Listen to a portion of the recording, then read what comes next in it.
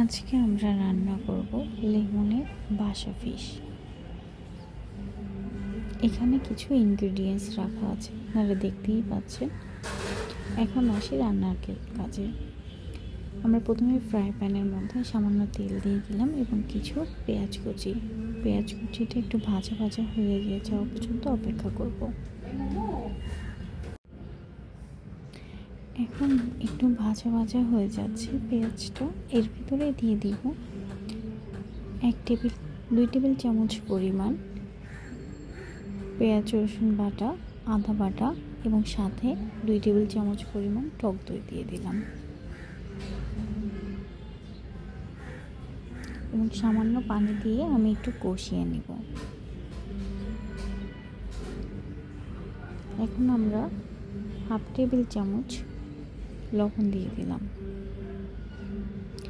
1 table চামচ পরিমাণ জিরা গুঁড়া। এখন আমি কেটে রাখা বাসা মাছগুলো দিয়ে দিচ্ছি।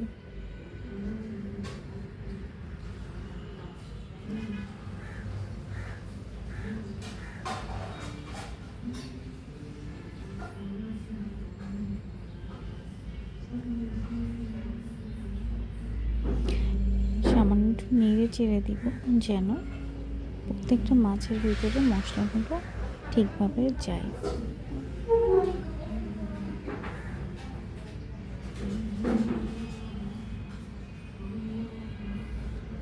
এবার ঢাকনা ওঠানোর পরে দেখছেন কালারটা কি সুন্দর আসছে। এখন আমরা একটু পেঁয়াজের কলি দিয়ে দিব।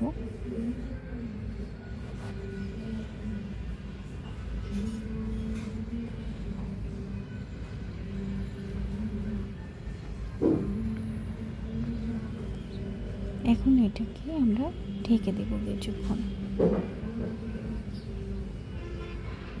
কিছুটা কাঁচামরিচ দিয়ে দিলাম। এখন অন্য একটি ফ্রাই প্যানে বাটার দিয়ে দিলাম 2 টেবিল চামচ পরিমাণ, সাথে দিয়ে দিচ্ছি রসুন কুচি। এটা একদম ভাজা ভাজা হয়ে যাওয়া পর্যন্ত অপেক্ষা করব। ভাজা ভাজা হয়ে গেলে আমরা কাঁচামরিচ দিয়ে দিব এবং সাথে ধনিয়া পাতা।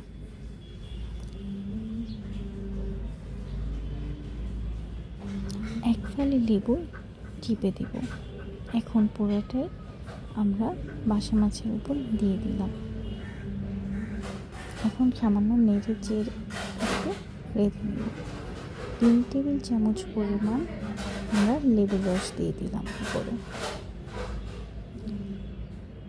তৈরি হয়ে গেল আমাদের লেমনের বাসা।